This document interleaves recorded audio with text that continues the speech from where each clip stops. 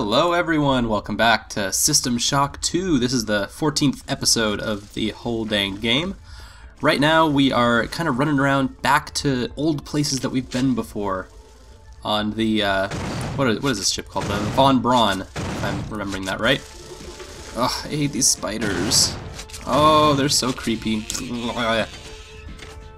case you're not watching in high definition and maxing out the computer screen because you hate yourself, that was a spider. Those spiders are really durable. It's like not even fair. If I wasn't using the pellet gun, the pellet shotguns, since there's like 4 types of ammunition for every weapon, if I wasn't using these, it would actually take even longer with most of the other weapons to...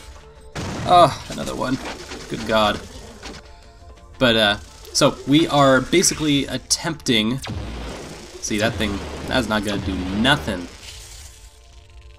Doesn't do any damage to it at all. Thinking maybe so I don't have to waste so much ammo, I'll just use the sharp pointy magic stick of magicness. But basically at this point we are trying to reassert all control to Shodan of the Von Braun and basically make it so she can blow the whole dang ship up. Pretty simple. Oh yeah, just rest in peace right there in that person's crotch. Poor people. That is no way to die with a spider in your crotch. Okay, so we finally made it to somewhere around here. We can dislodge the hoopin' loppins and something good'll happen. I can now transfer my magnificence to the Rickenbacker. Proceed to the engine core on the engineering deck. There you can set the core overload to my control by entering the authorized destruct code 94834. Once you have done that, we may proceed to the Rickenbacker. Separate the 2 ships and exterminate this infestation. Okay, so like she said, we're going to now take over. We've taken over the operations and all the other functions of the ship. Now all that's left is to take over the engines, and so we can separate the Rickenbacker from the Von Braun and blow it to Kingdom Come. At least that's the idea. That way, this infestation does not happen. Like it doesn't leave this area. Okay, completely forgot what the code is between those sections. But 94834, perfect.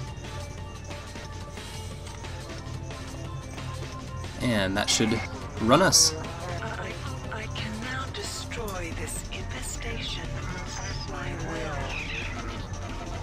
The many quake at my power. You are an effective drone, human. Now, return to the command deck. Locate the umbilical. And evacuate to the Rickenbacker. Alright, so now we're finally going to leave this ship entirely and head to the Rickenbacker. Why the main character is doing all of this? Really no good idea. But I'm assuming that... Whoa, what's that? Spooky. Just a floating geometric shape. No big deal. Huh. I have no idea what that is. But anyway, we're finally going to head all the way back to the command deck to head to the Rickenbacker, and so we can basically blow this popsicle stand. But oh god, not without one of these guys to mess with us. Luckily, we have now upgraded all the way with, I think this is upgrading like standard weapons or something. You can use an assault rifle, which is only the coolest thing ever, at least as far as this game goes. There's probably actually cooler weapons, but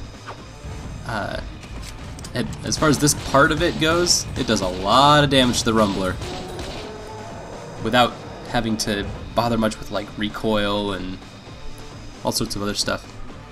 Poor guy, he was just trying to eat me. I stopped him.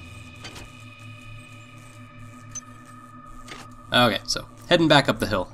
This time with less interruption.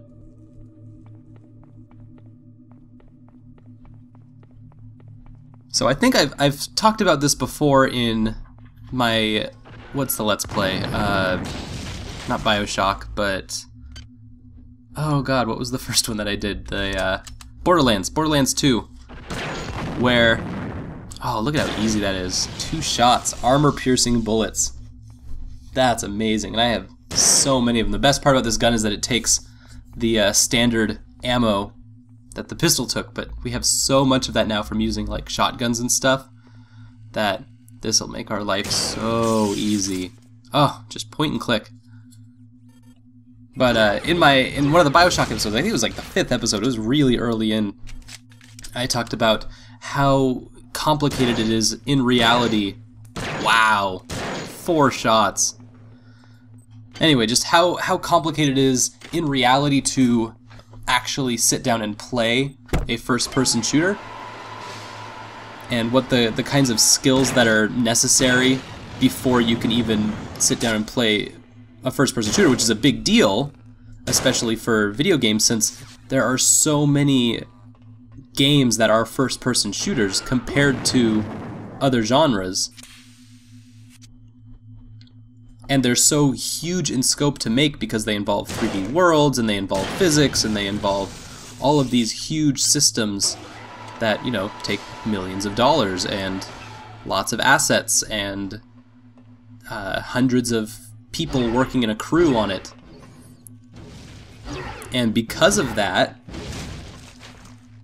ever since the Doom days, we've been building up from this system, from this first-person shooter ideal, and moving in and out of it in a lot of different ways, adding like third persons and other things, but they all kind of work in the same way, where they all build off of physics, they all build off of the three-dimensional world that you're moving in, and doing something from a like camera angle perspective. And all of those take huge amounts of skill sets that are not innate to people, and because of that, it separates these kinds of hardcore AAA video games from other works. I guess the best way to think about it, or to put it that I can think of, and there's probably better ways, but it's kind of like if all works of painting, if all of the things that are considered the best and the coolest were all done in 3D print, and so only the people who, oh, Ninja's just sneaking around there. So all of your if all of your paintings are done to be that they can only be used with 3D glasses, so that way the only people who can like see your painting are people who are wearing 3D glasses. So it's great for all the people who are used to carrying around that kind of technology and are so innate, and they can watch it and play with it and feel like it's a part of them and they're all accepted. But then anyone else who's on the outside is like, looks like a bunch of red and blue, guys. Is this all you got? Probably makes a really good picture, but can't really say much to it without having glasses of my own. It's not the best metaphor. Still kind of working on it, but the idea is that these kinds of processes and these kinds of systems are very bulky if you don't have a basis in first-person shooting. Whoa, secret body. What are you doing back here? Hiding from crazy rockets? The glorious transformation is over. I am one of the many. I imprint my thoughts on This device is a record of history. We began this journey as pilgrims of commerce, and we now continue as pilgrims of grace. I believed in money and triumphed them, and now I believe in the Joy of the mass. The Diego cannot be trusted. Trusted, so I must claim the ship for the many. It shall be our vessel of Salvation. spreading our message and our flesh. Oh, it sounds like Kornichev is kind of doing his own thing now. Also, this command deck has been just absolutely overrun compared to all of the other decks. So anyway, in that Borderlands 2 episode, when I talked about it as like skill acquisition. Oh, okay, that's how we do it. Oh, a French Epstein device? I'm not sure I'm familiar. We have to make room for it. I fear dropping any of these because I have no idea what a lot of them do. On the upside, I think it's our strength quality, which is weirdly one of the few things I put a whole bunch into for no reason. Oh, it upgraded our weapon? Huh. I don't have any idea how that works, but I guess it made our weapon stronger, which is cool. Oh, I guess I'm just gonna blow this shuttle up.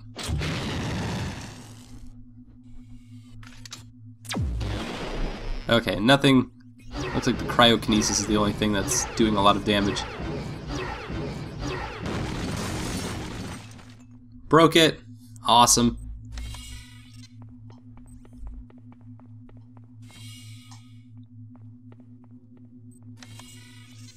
But people, I think it's a lot of people who play a lot of video games are always trying to answer the question about why a larger group of people do not interact with or play video games in a huge way. And I think this is one of the prime places that stems from. They've managed to destroy the computer, but their brilliance is a jealous shadow of my own. You will locate a replicator in the shuttle control area. I've uploaded the nano formula for a sympathetic resonator. You must hack the replicator to make it generate the device for you. Once you have it, attach it to the shield generator in the shuttle bay. The device will create a chronic resonation wave that will quickly rupture the shuttle's fuel tank and destroy it. Make sure you're not there when it happens. I still have need of you.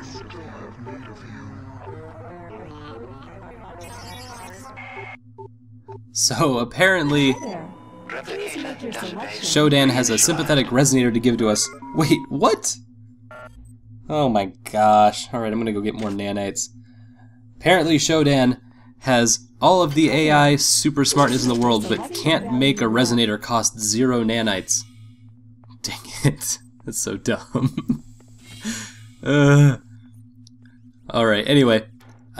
She wants us to destroy the shuttles for some reason, probably so that they can't escape. And to do that, apparently the humans counteracted that by making sure that you can't destroy the shuttles through computers by putting that weird thingy on it. Good. You've murdered their young and prevented their escape. I've opened the gate to The umbilical at the central tram stop. You can evacuate to the Rickenbacker from there. Oh, I really do love how Shodan's voice kind of changes and fluctuates in tone in so many different ways. It makes it very, very intimate to kind of have her in your ear. Oh wow, just one shot. Poor guy didn't even have a chance. Okay, so we destroyed the shuttles, we destroyed pretty much everything in the ship that we can possibly destroy. And now that we've kind of shelled out the entire ship, we can head over to the Rickenbacker and hopefully catch the next train to out of here. Nope, more spiders. Get out of here. Ooh, okay, found the sweet spot. These are the rounds that you need to use on spiders. Okay, so we're gonna head back onto the tram, and I think in that middle area is where, since that's the only area on this tram line that we haven't done anything with, if we head there, that should take us to the tram, or to the elevator to the Rickenbacker.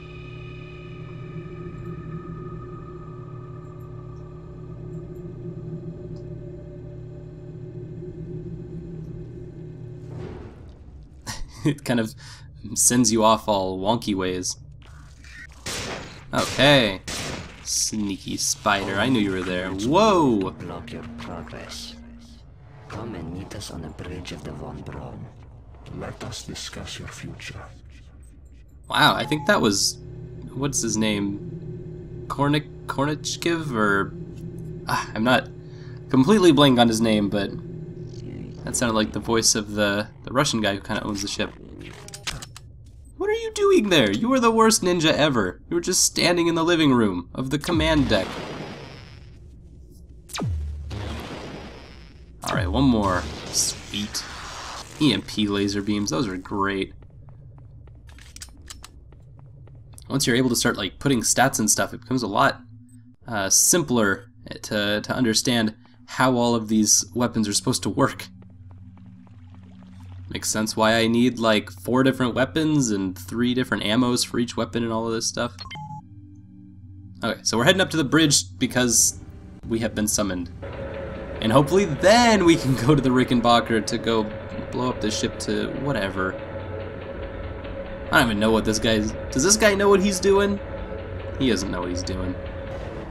We're basically just following orders. There's not much context to this anymore. What? These work on this guy too? That was 5 shots.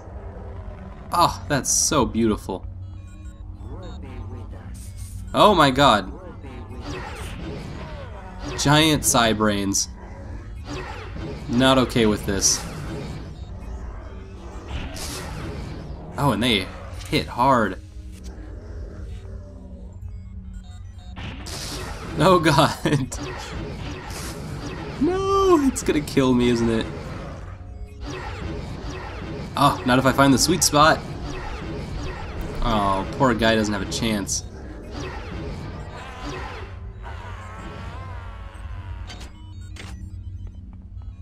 Okay, so that was essentially the brain's force field that was placed down there. So we killed the brain, and now we can go through the force field. Really as simple as that.